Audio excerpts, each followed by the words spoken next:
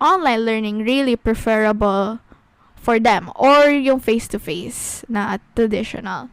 And ang pinaka main na sagot na this is all based on their interviews. Disclaimer lang, hindi, this is not from our opinions, but this is the overview or the what we have gathered from our data and our respondents, which is like a total of 7 respondents out of like 40 plus students. So basically, hindi siya yung whole population. This is not the whole population's opinion, but this is only a sample size. So I hope that you have an open mind about this, and just educate yourself and learn more knowledge, because knowledge is power. So anyway, back to my talk. According to them, there are both pros and cons, and I'm going to discuss to you like 2 main points each for the pros and the cons of online learning for them as arts and music students. So number 1 is one of the pros or the positive side of online learning for them is number 1, convenience in terms of distance.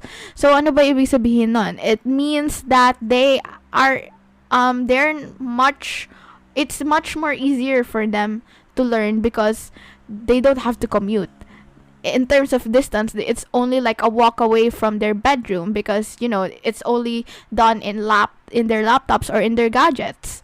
So it's really lalo na kung marami silang resources, hindi na sila mahihirapan. Hindi na rin sila mahihirapang maglakad, hindi na sila mapapagod, hindi na dagdag stress yung yung traffic and everything about commuting. So that's one of the things that they have raised during their interviews. Another a positive side is less interaction and less interaction or communication / communication. So if you could judge it, like hindi ba dapat like one of the negative sides of online learning? No, according to them, isa rin yun sa mga benefits ng online learning, because they get less nervous and it's easier to communicate through Zoom and through social media sites like Messenger. Kasi 'di ba meron tayong mga times na meron tayong mga social media friends, pero kapag face-to-face learning, 'di ba? Hindi naman face-to-face learning, or kapag nagkita kayo face-to-face, 'di ba, yung parang hindi na kayo magkakilala, like you're acting like strangers, na parang hindi kayo madaldal sa social media or sa mga chat nyo, 'di ba? So yun yung mga ni-raise nila, which is quite surprising kasi hindi namin yun in-expect as researchers. Like, like na-surprise kami, like, it's one of the benefits of online learning. Mas nakakapag mas madali silang nakakapag-interact or nakakapag-communicate dahil hindi sila nahihiya because they are behind their screens. So this to get the real essence of it, here is a video that I want you to watch, which is pinagpaalam ko na dun sa participant namin. So please watch this. And what benefits do you think you have as a student from arts and design strand in distance learning? Yes. Okay. In distance learning, marami din kasi sa amin introvert. So we don't really have to stress in meeting people IRL. Kapag distance learning, we just have to socialize through social media, through Messenger, which is quite easier for us. Some of us kasi yun nga, we're introverts and sometimes we're not really well spoken. So yeah, I think that's one of the advantages that we have in this strand. Yan, so you can see medyo haggard ako dyan, don't mind me. But yeah, anyway, let's move on to the cons or the negative side of online learning for them. So I'm just going to repeat this again. This is not from our opinions, but this is from our participants, ha.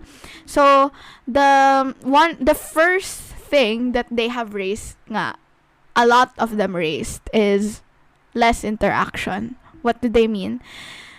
less interaction is really one of the downside then in online learning. Kasi less interaction means less communication between teachers, and performance based subjects is really hard to make progress in between people who are learning, because kailangan mo ng feedback so that you can improve yourself more.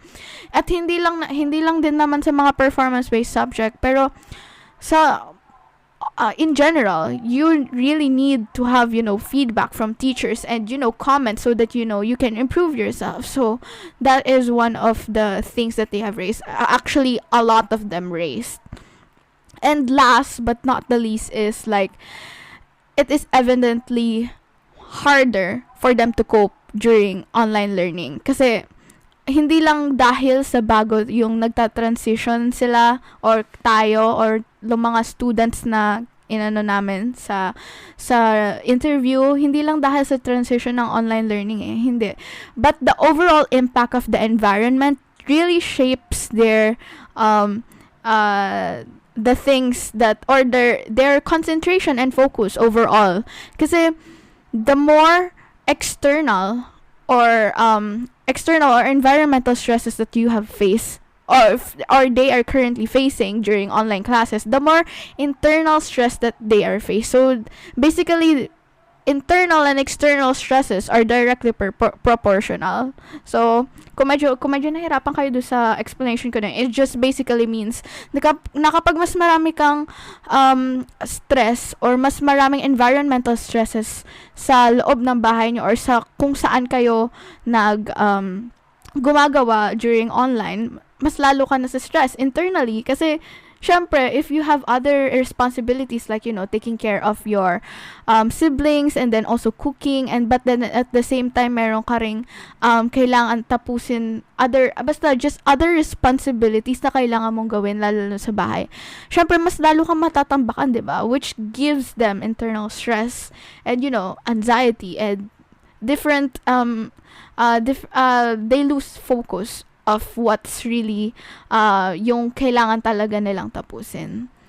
So I just want to highlight that napakaganda nitong experience na yun. Lalo na rin sa pag-interview namin sa kanila. Like, we had a great time, kasi I really admire them, during this pandemic, during this online learning. Kasi it's really hard.